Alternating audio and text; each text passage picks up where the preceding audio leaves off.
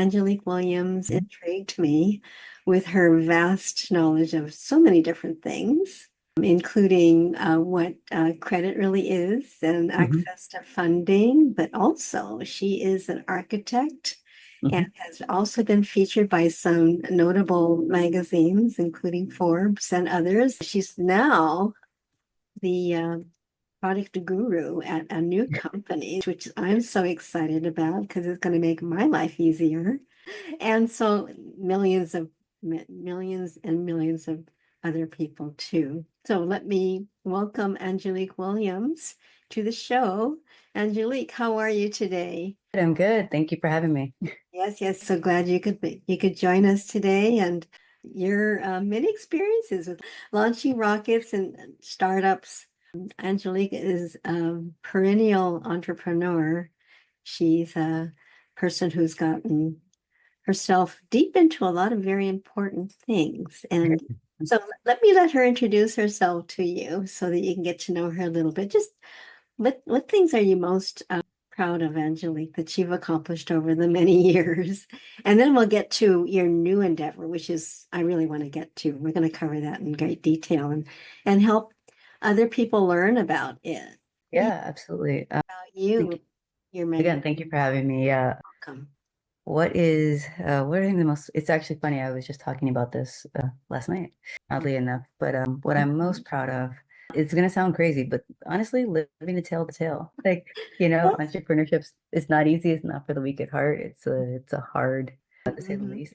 I think I'm most proud of staying true to myself through all the different things, whether it was architecture or real estate development or being in tech or Mhm. working for a large nonprofit, helping businesses across the country build their businesses or helping businesses with their credit, things like that. Or my new endeavor was always sort of everything felt aligned to what I never felt like I was twisting myself into a form that I didn't recognize. Yeah, Ouch. there's probably other accolades that come along with that, but that's what comes to mind for me. I could see how that could be a really powerful anchor for you as you're tethering off into different directions that require you to really reinvent yourself and discover new things about yourself that, like you said, are not for the faint of heart. So you have integrity, definitely part of your makeup. And well, tell us some, More about me. you have a sense of humor. Yes, yeah. It's funny. Earlier you mentioned launching rockets. I would call it just playing with fire, honestly. But yeah, I was born and raised in San Francisco, youngest of 11, majored in Wow. architecture, mastered in real estate development, started my startup 8 years ago. Yes, yes. Had it for about 5 years and hit a bunch of different pivots along the way. I think that with entrepreneurship, it looks really fun and it looks really glamorous on like TV and in like articles and things like that until you're in it. And then you really have to ask yourself, why am I doing this? Why is this happening? Why did I leave my like comfortable role for The this? calling was pretty powerful, I would Yeah. mention. Yeah, Yeah. you can never do it for the money because it might work out, but you're gonna be miserable in the process if that's the why. And did you know that going in? I didn't, not in those words necessarily. I knew that there had to be a good reason because Mhm. I don't like change. I don't like being uncomfortable. I am nothing but those two things. Yeah. But yeah, no, I knew that was really, really important to me, what I was doing. Mhm. And so again, I always call it my North Star. So my North Star was never money because if I wanted that, I would have just kept my career. Like Yeah. I wouldn't have been rich, but I would never have been bored, if that makes sense. So yeah, the why, I think I figured it out a couple of years into it that, something that people don't tell you about entrepreneurship is that your new life might cost you your old life. And Mm. if you're not ready for that sacrifice, probably shouldn't do it. Yeah, that's right. So Yes. So yeah, there is a price to be paid, and it was important enough to you to pay the price. So your first startup was 8 years ago. Can you talk a little bit about that? it was called My Umbrella. It was originally meant to be like a queer Facebook. It was a mobile app. So I built that for 2 years. We launched it in 2018 and we were getting good partnership potentials going, but it wasn't in the original vision anymore because it was meant to be a safe space for queer people to talk about kind of Mm. coming out, what they were going through, finding themselves, things of that nature. And it ended up, going more of a B2B model, which was fine, but it was, I just didn't want to do it. Yeah. And so I felt I didn't know how to get off the hamster wheel. Uh-huh. And so life stopped me. I had a really bad injury, so I couldn't do anything for 6 months. And when I came out of it, the pandemic had occurred. And so people were saying, oh, pick it back up. And I didn't have any more money to do it. I exhausted all my resources. And so Mhm. I said, maybe I can do, I'm sorry, there's something very loud outside. I said, maybe I can do, my original idea. Instead of an app, it would be a blog. And that was at the time in 2016, everyone, no one wants to do a blog, no one wants long form content. So I didn't do it. And in 2020, I said, this is the only thing I didn't try. And I tried it. Turns out long form content is not dead. We launched it with, I think, 10 articles. And then over the course of a year or so, we had about 300-ish writers on our platform. Yeah. And then life happened again and it disappeared out of my life. And when I was able to look back at it 2 months later, I thought, I don't miss it. I don't miss the stress. I don't miss any of this. And the site is still live. Like you can still go and read the articles and all that because people do still find value, and I still get emails about it. But yeah, I left it all on the field, and that's all you can ask for. So Right. Yeah. And then part of your journey included discovering how to source money to mhm, fund businesses. And that was one of the things that I wanted to talk about today before we dive into Eva and what that's all mhm, about. That's mhm, exciting. But yes, so how did so you went to Columbia. mhm, So, I mean, you're pretty darn smart. And but there were also other reasons that you decided to also explore finance because mhm. that's a limiting factor in many cases for small businesses. So this is something I think that, well, maybe you can talk to us some more about it with us. Yeah, absolutely. Funding it's really hard across the board. Especially whether it's a small business or a startup. The people get blinded by venture capital money because it is very Mhm. glitzy and glamorous. And again, it's all the accolades, but it's the hardest capital to get. And it is, again, it doesn't come without a sacrifice. It's most founders that I would work with after my startup, I'd always tell them, don't do what I did. Don't drain your savings. Don't drain your 401k. Don't run up your credit cards. Don't refinance your house. Don't refinance your car. Don't do any of that stuff. And of course, everyone does it because they're so passionate about their idea. And most founders think, well, my idea is different and when I do it, it's going to be great. And that may or may not be true. But most of the time, it's not. Unfortunately, most businesses fail. Like that's just the fact of the matter. But yeah, sourcing capital it is very challenging, whether it's your personal money or grants or establishing business credit, depending on the type of business that you have. You can do that, but it is a deep rigmarole process that is not what you think it is.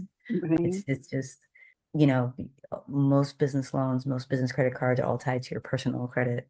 And so, when you close your business, you think I have an LLC or I have a C corp or an S corp and it's going to protect me. Well, Mhm. it's not because these credit cards also have your social security number. Like Mhm. they have your EIN, but they also have your social.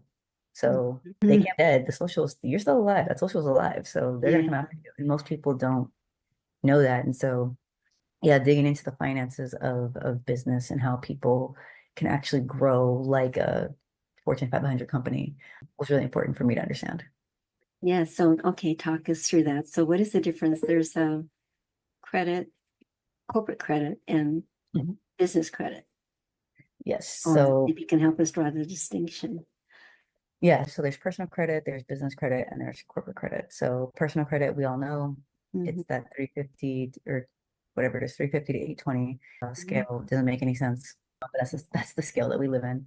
Then there's business credit, and then there's corporate credit. And so business and corporate credit sound the same, but they're not. 97% of business credit cards, loans, lines of credit, all that stuff, it's not actually on your business because they come with personal guarantees, which means Mhm. that I'm not saying Nell's a nice person, Nell's going to pay me back. It's like, no, no, no. no matter what happens to this business, you are going to pay me back. That's what I'm saying. I, as a financial institution, can jump through this loophole and come take your money. So the average business closes with, as of 2022, I believe, closes with $85,000 that they didn't think that they owed because they got an SBA loan or they got a CDFI loan or whatever it may be. It's just a name. And it doesn't matter because what I always tell people, I could change my name to Nell tomorrow, but I'm gonna still have the same debt. Because it's not about the name, it's about the numbers underneath. And in this case, that number is your social security number. Right, right. So corporate credit is completely disassociated from social security numbers. Correct. Correct? Okay, so that's the distinction. So your personal credit is not at all tied with a corporate credit. It is though with business credit. So to find the corporate credit, just work to find how to make that happen. Where do people start?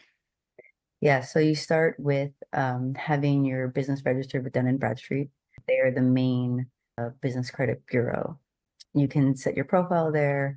There are so many little hoops that you have to establish your corporate credit. So like having, like, because when you go for the funding, the first thing businesses check for or lenders check for is fraud.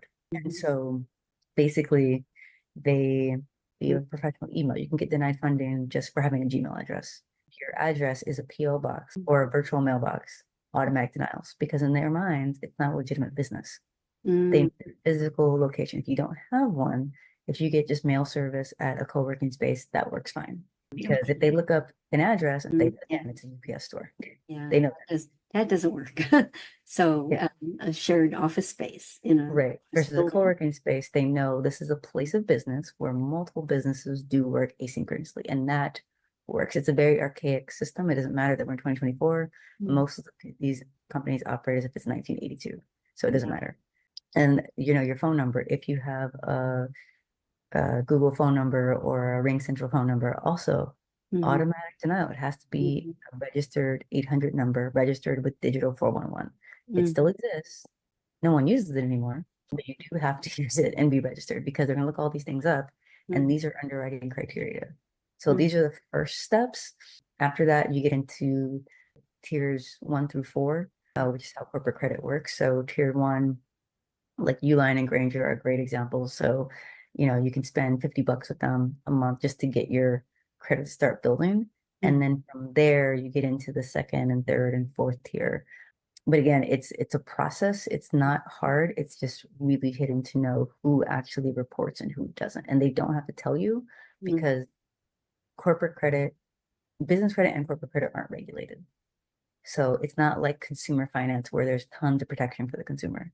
It's not like that in business. So you can get taken advantage of, you can be lied to, all these different things, and there's no protections in this way. So yeah, so that is how kind of the basis of how credit is built. If people want to know more about it, they can check out growtharchitects.com. That is the company that helps build corporate credit. But that's the baseline of how corporate credit works and the difference between the two. And the easiest way I always tell people is that Amex, American Express, they have a business card. I've all seen it. It's silver, it's shiny, it looks really nice. This card does nothing to build your business credit. It gives you points, and that's about it. That's because Amex also has a corporate card. And this card, the second card is worth 10 times more than the first card. And it's not connected to you as a person. It is purely on your corporation. Oh, wow. And again, it's just a name. It doesn't matter. This is really valuable. So Dun & Bradstreet and then a 401 listing and have a physical office. Yes, those are the baseline pieces to get you this incredible. Yes. And then build your credit over time. Yes. Yeah. Okay. I think we've got it. Don't go do that tomorrow. Thanks for sharing that, Angelique. That's fantastic. Now we want to get to your current endeavor. And so tell us how you got involved with eeva. And first of all, what is it? What's the goal? What's the mission? Yeah, so eeva is a home life management app. It is meant to make adulting a little easier. That's our hope. It's meant to, can help you manage all your things that you have to do as an adult, all the things you have to remember, whether it's where you live, the people in your house, the things you have to do. We do have a very large AI roadmap, but it's AI which is actually going to be used for good and to help you, and not just to be creepy or to talk about stupid stuff. But yeah, it's based out of Montreal, in Canada. I've been with them for a little bit over a year now. I originally joined as a tech advisor. So when I stopped working for the nonprofit that worked with startups around the country, I was doing individual consulting. And so I came to them as a tech advisor very, very early on. They didn't have their MVP up and ready yet. So we're just really working on the business case itself and what were we going to do? What was the value add? At the top of this year, they really brought me more in on the product side and saying, we really want, you to be more involved and help us guide our strategy and this and that. And then around April or May, they kind of set me down and said, what do you need to be happy? And I was like, I don't really know what that means. And like, no, what do you need? And I was like, is this ransom? Like, yes, name your price, we'll pay it. Okay. In reverse. But yeah, yeah. So we had our closed beta in May or June. Yeah, May into June of this year. And then we recently launched in the App Store and the Play Store at the end of August. So it is live, it's out there, it's Eva, EEVA, but it's really meant to manage all the things when it comes to your home, whether it's your apartment or your house, but just, all the appliances that you have, like the serial numbers, like I live in Florida. We just had a hurricane. If I'm talking to my insurance, it would have been really amazing to know when I bought this, if it was still under warranty, what the model number was, I don't know what this was. You didn't have Eva then. Exactly. Yeah. Or if my water heater bursts and I'm gone and I'm calling my insurance or whoever and they're like, well, what's the model? I don't. Oh, yes, that's right. Yeah. But you keep all of your documents there. And then on the flip side, whether it's you, your spouse, your kids, your roommates, your pets, we call it a hive. But you can manage them all in your hive together. So tasks, notes, events, documents, you can see each other's calendar. I can say, no, I need you to pick up milk on the way home. And you'll get a notification saying, okay. Okay. All right. Yeah. And you're saying, do you pick up some milk? And then later on, you check it off and say, oh, no, got milk. Great. Awesome. So a lot of our users right now, one of them, we're doing some case studies. They said, oh, yeah, I told Eva, so I can forget now. Eva knows, so I don't have to know, so it's really fun sort of seeing that a product sort of come from an idea of another founder. And again, taking my founder experience and helping them sort of guide their process, but taking another founder's dream and sort of bringing it to life as their chief product officer. It's super exciting. Right. What did it take? I mean, you've been involved with this company for a while and they really needed you. Technically and also business savvy. That's a wonderful, and financially savvy, a wonderful combination that you bring, lots of strength that you bring to the company. So what was it like in the very beginning when they were just starting out in the concept, Yeah, it really what it takes is cohesion. We have a really good team dynamic overall. That was one of the big things from the moment that I met. We have really good dynamic, really good complementary skill sets. One of the first things they told me was, we don't know startups, we know business. And I've seen it the other way around where people have great ideas and they can code, but they don't know a lick about business. And so that part always came really easy. For me, what it took, honestly, was I have a lot of PTSD around having startups and running them and having apps specifically. So being back in this environment is incredibly triggering for me every day. But, it was a healthy respect of them knowing how far I was going to go, being involved in sort of the nitty-gritty pieces of it versus staying in the product and like running the strategy. And so what it takes is kind of like, what are we trying to do? What is the baseline goal of what we're trying to achieve? What's our timeline? What are the resources? And really figuring out a finite way, how do you get the most out of the least? And we have competitors that have raised, 10 times as much as we have. And quite frankly, I don't think they've done that great of a job. All of that money. But yeah, it definitely, you have to keep your eyes on the prize because you get extremely distracted. And we're taking on all of life.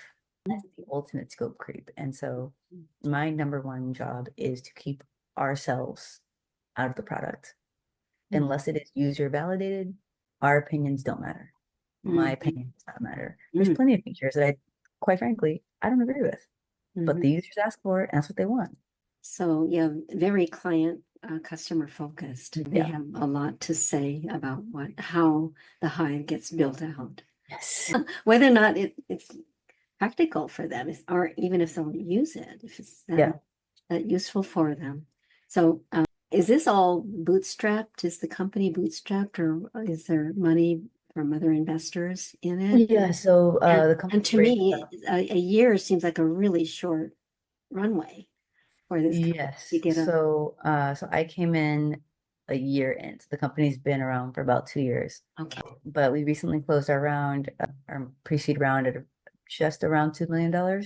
So yeah, so we've definitely Jared is one of the co-founders. He's done a great job Mhm. going out there fundraising, sort of spreading the gospel of Eva. But now, we're public, and so the Mhm. rubber meets the road. So, That's you right. know, Yeah, you're in when the you're air. when you're building in silence, it's nice and great. It's good, now we're getting like a real feedback and real data points and all those different things. But at the same time, the pressure's on because you have to deliver. Like You you have to can't like stay. argue a point for a week because that's a week that this problem is out there and you have to go fix it. So Right, right, right. The problem's out there and you have to go fix it and to make sure that you have enough fuel to keep yes, staying in the air. Yeah.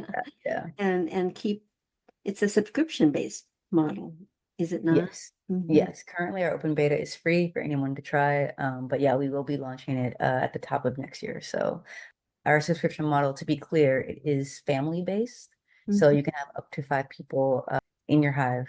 And so that subscription covers 5 people. You don't have to pay per person. So Mhm. Oh, okay. yeah, Yeah, but one household correct. or one condo or one apartment. Right. Yeah. Yeah, exactly. Yeah. So you check the addresses. Is that something that is done to? No, the App Store and Play Store, they have a family sharing option. And so you can share your subscription with up to 5 people. And so we have a subscription handling processor Mhm. that basically tracks how many people are in your hive. And once you hit 5, you're locked out from being able to add any more.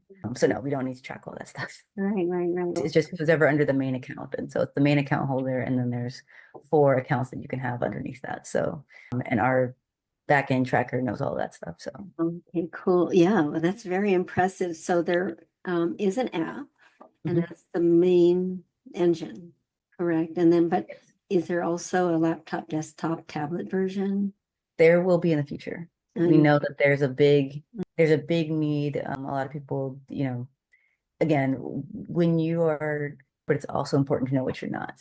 And so for us, for example, we know that people want to track their travel, right? They want to track small Mhm. things. Right, right. But what we're not, and that's fine. We have a scope of kind of how we would do that. What to do is we're not going to have people booking flights through Eva or hotels. Like those are whole business models. Those are completely other businesses that do it well. To do that. No. Partner with some, Uh-huh. sure, that's Uh-huh. easy. But are we Right. going to build a search engine for flights? Absolutely not. Yeah. You know, so same thing with like budgeting and things like that. We know there's a place where the desktop version makes a lot more sense. But yeah, the mobile is our focus right now, but we will have a desktop version coming in 2025. Okay, I guess because the customers are demanding it. Yeah. Right. So that's so very paying attention to your target audience and what they need and want. But also, I really am impressed with how you've really carefully defined your area, but who you are. And this kind of goes back to how we opened up the show today, and that is that Mhm. you know who you are. So this, in some ways, is being reflected now in Eva, knowing Right. who Eva is and what Yeah. it does and what it can't do, what it wants to do and what it doesn't want to do. Yeah. Right. Yeah. So it's very focused. So we don't leave any resources kind of wasted on unnecessary services. Correct. Yeah, that don't serve your client, that won't make you money, and also would confuse people Yeah. on what it is that Eva is and does. Right. Yeah. And it's a behavioral change. Most people, they either use their calendar or they use their notes on their phone or, or these post-its or it's just in their head, like but it's a Mhm. behavioral change to say, I'm going to go here and put this in my Eva calendar, or I'm going to put this task in here, or put this note in here, Mhm. because unlike an Apple note, I can't just like swipe my finger the wrong way and accidentally delete it. Like Yeah. there's a process to delete the notes in Eva, and it's not as simple as that. Yeah. But it's hard because we have to make a process so that it's seamless enough that people can, use this to help organize their life. And Mhm. organization is not fun. So like how are you able to do that? And so that's what our product is able to do. And so from, we're an open beta, there's bugs, there's crashes. We know that there's always gonna be bugs and crashes. We are actively fixing them.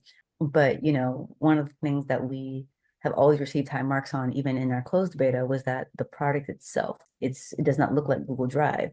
It looks like its own thing. And Mm. so the structure that we've come up with makes it easy to add more hives down the road. So, So yeah, there's a roadmap for expansion well, as yes, there's an needed. extremely long roadmap. So you can serve clients who only want to track one thing, or if they want to track everything in their lives. What what did it take technically to be able to manage that span of need? Yeah, I think that it seems like it'd be pretty complicated to. very much so. Yeah, I know enough about tech to be dangerous. I'm not a coder. I coded a long time ago. I'm very good at it. I don't enjoy it. So now we have a team of 4 engineers right now, and then 2 AI engineers that are building those features. But yeah, we brought our development team in-house in February. I don't know what month it is. It's October. Yeah, Yeah, so you've been really busy. like I have no idea. I'll say about 8 months ago, we brought our dev team in-house. And so our lead dev was the first person to really own the code. And then we had brought another front-end person in, another back-end person. We have another junior dev starting next week. So, it's really understanding what the team needs. And you can do 3 things when you're at capacity from a development standpoint. You can overwork them and run them into the ground, Mhm. or you can hire more people. And typically, we've always been in the latter. So, right now we're at a place where we're doing good work. We kind of need to polish some things up, but we also know that like we're doing these big lifts, and so it's like, hey, we're maxed out. We need another set of hands to come and do kind of the smaller stuff. And so it's really understanding what resources does the team need, when, how, why, can we? If we Mhm. can, how are we going to do that? If we can't, what are we sacrificing? Right, right, And right. it's just being really clear between myself and the 2 co-founders in terms of what is that? How does that work? I can now, as you're talking, get a better sense of why team dynamics is so important. Yes, That everybody is on the same page and marching to the same drum beat, absolutely. but also the vision that you all have. Can you talk a little bit about visioning, how all of you came together to develop the single vision for the company? Yeah, so Adrienne was the original founder of Eva, and so her vision is kind of the main one that we follow. But for the 3 of us, we each occupy a specific seat and a specific viewpoint that we come in with. And Mhm. so Adrienne is about the business and what's best for the business. Jared is about growth and strategy, and I am about the user. And so whenever we sit down, that's the viewpoints that we bring in, and we all know that's what we're talking about. And we Mhm. have a very healthy respect for the viewpoints that we bring. Mhm. And so, like I said, from the day we met, we had a very unique chemistry and dynamic. Yeah, so And you knew it when we're, early on, right from the get-go. yeah, and when we're not, like there was a situation, a really tough decision that we had to make a few months ago. And we were going back and forth and back and forth and back and forth, not arguing, but just discussing what should we do. And, you know, it became very clear, like at some point I said, we've never been like this, that we can't keep this. Okay. Like if we can't say why this is good, that means it's bad. If we're this on the fence, like it has to go, so and it was a really tough choice for us to make. But one thing that I would tell that I'm very infamous for saying a lot is, keep paddling. Like when you're like we're in a storm, we're in a battle. We have to paddle and get out of the storm. We cannot argue in the storm. That doesn't make sense. Like, as long as our paddles stay down, we will make it. If we lift a paddle, that means someone's going to start swinging and passing blame.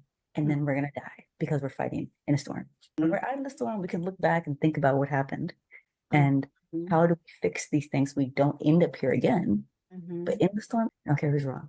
I need to know what is the fix. What are we going to do about it? Yes, that's right. That's all that matters. Yeah, and then you keep talking and keep evaluating and keep. But we've always operated under, communication is our love language. And it's like, I don't need to have the best idea. I just need the best idea. I don't care who it came from. Like, I don't like, there's things that we've done that came from someone's girlfriend because they were just randomly talking about it to them. And it was like, damn, that's a really good idea. Like, okay. And then we discuss it, of course, and then we decide. But it is extremely important. But yeah, hiring people that have a strong sense of self, that aren't afraid to speak up, that can communicate, can collaborate, can have healthy respect for people, can have fun at work.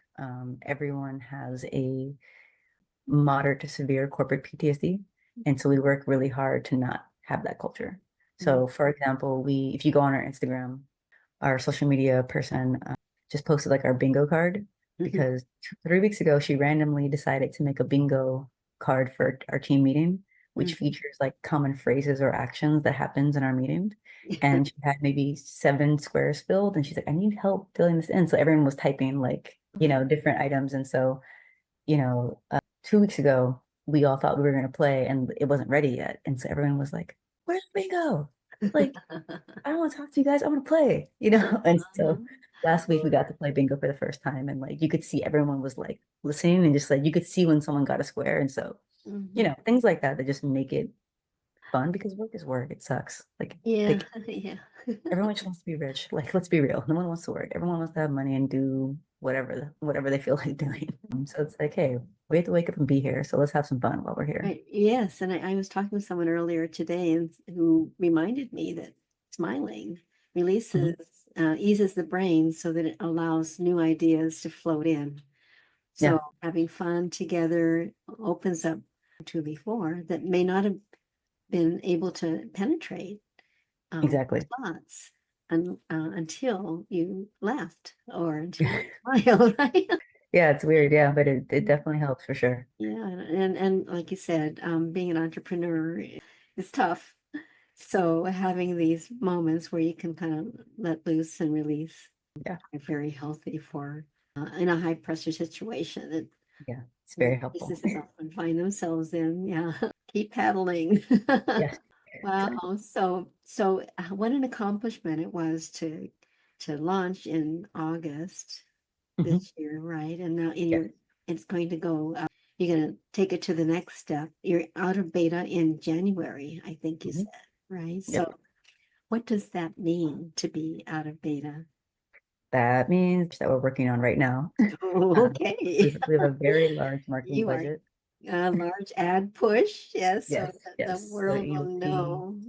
Yeah, you'll see eeva ads proliferating through Q1 of next year. Yeah.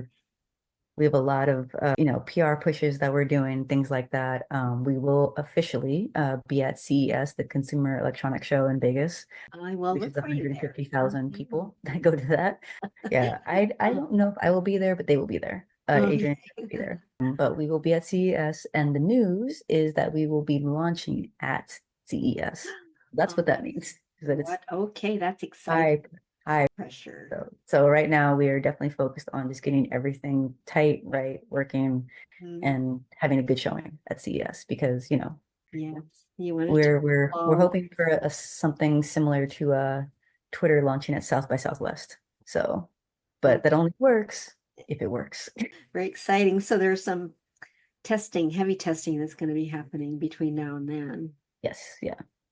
So you're going to try to break it to find out where the weak areas are. Exactly. And we've broken it a lot, so we definitely are fixing those things. We've already been fixing.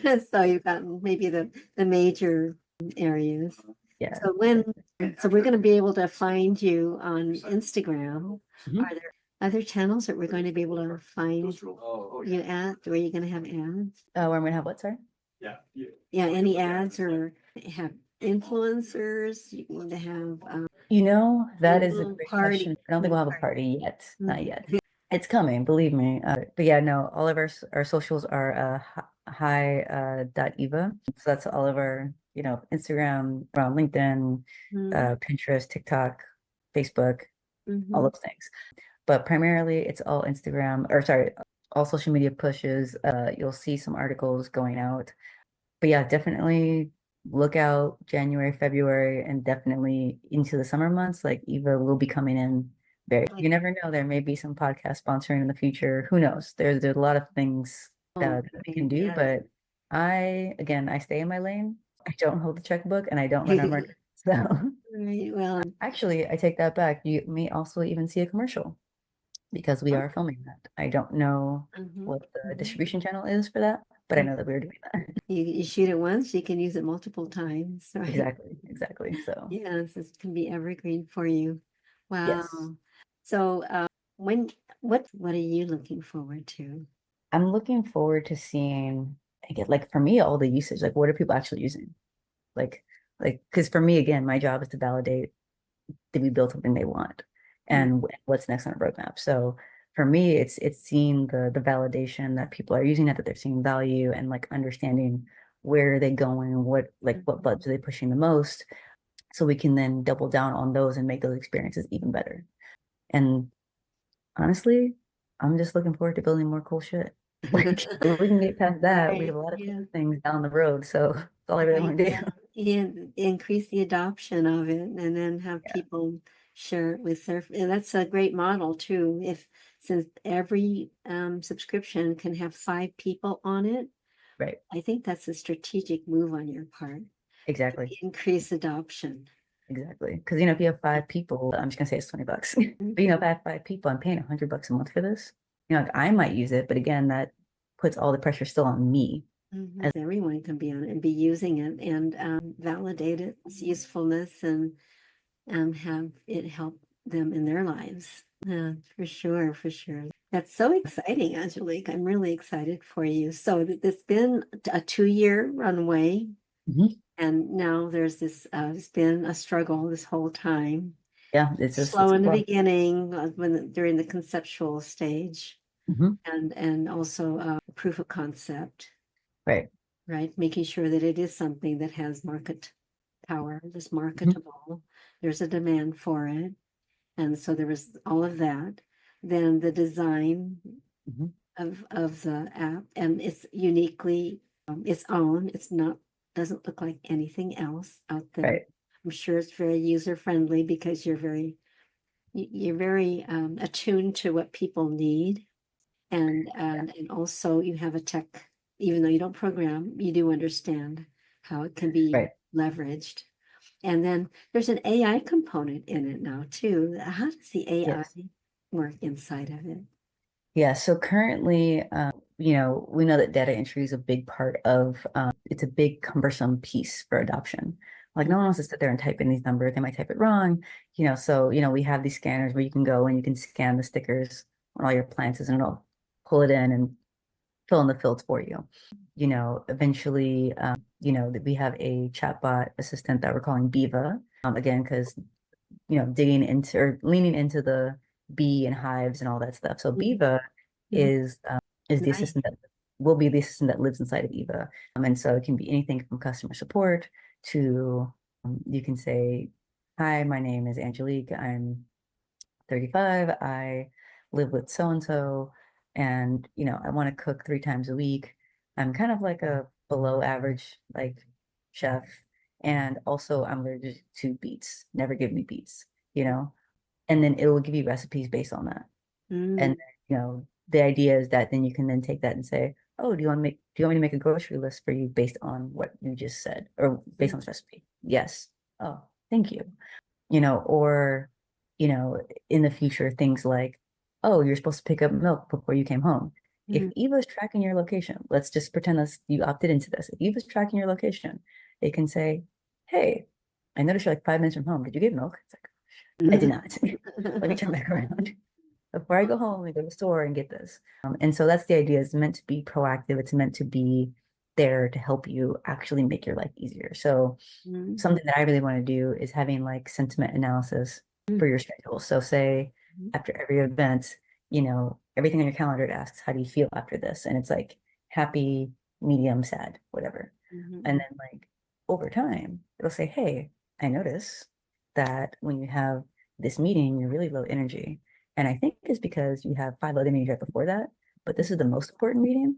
So Mm-hmm. maybe you might want to shift your schedule around and Mm-hmm. have this meeting after your workout when you're more high energy, So it's like things like that where it's like helping reduce the mental load of adulthood and just like Mm-hmm. existing, honestly. Yes, your But that is, friend. yeah, exactly. Yeah. But that's the Mhm. idea is that Eva's differentiator is that it's home, it's life, it's home, it's tasks, and it's your life all in one thing and all seamless together. So that's the idea. It's an extremely large undertaking, but we're all crazy enough to take on the challenge. So Yeah. Oh, yes, cool. So there's voice recognition built in. There's visual recognition, but also machine learning. It's like it's Mhm. continuously learning. All right. It's getting smarter all the time. The better it gets getting to know its user and Exactly. their patterns. And if it's got tracking too, so it can knows where it is Right. and it's on the user or the subscriber, and it knows their patterns Yeah, and continuously learns from all of the data that it's collecting every day exactly. in the subscriber's life. That's phenomenal. That is phenomenal. Yeah. Once it's up and functional, it'll be real fun. Yeah, that's right. And we know that we have our phones with us 24/7, right? And having this one extra app that's going to be able to make our lives easier. Yep, What a gift. Yeah, what a gift to yourself that would be. that's the goal. Amazing. I can't wait to really, really use it now, Yeah. now that I know what's in store for me. I Mhm. haven't explored it very deeply yet, but I will. And I Yeah. encourage all of our audience, all of our listeners and watchers to tune in too and check out the Eva app. Yeah, So absolutely. Yeah. We love all the feedback. It's super helpful. For people, it's like, don't tell me things are going wrong. Like, no, tell us. Yeah, yes, we want to know because it's real information that you it can, is. And it's valuable. So right. Is there anything that we can do to help you, Angelique, or well, first of all, I want to thank you sincerely from the bottom of my heart. of And I course. also want to, if you could tell people how they could find Eva again, and Mhm. also if there are any questions, especially from investors, maybe in the future, if you want, but how they can work with you. Yeah, absolutely. But yeah, our main social channel is Instagram. So it's hi.eva. Again, that's hi.eeva. Also, Eva does not stand for anything. I will tell you that much. Adrian wanted a name that was short and that you could say easily in any language. We have backronym Eva to stand for Easy and Efficient Virtual Assistant, but that is not true. It's a fake acronym. But Uh-huh. yeah, hi.eva is how you can find us.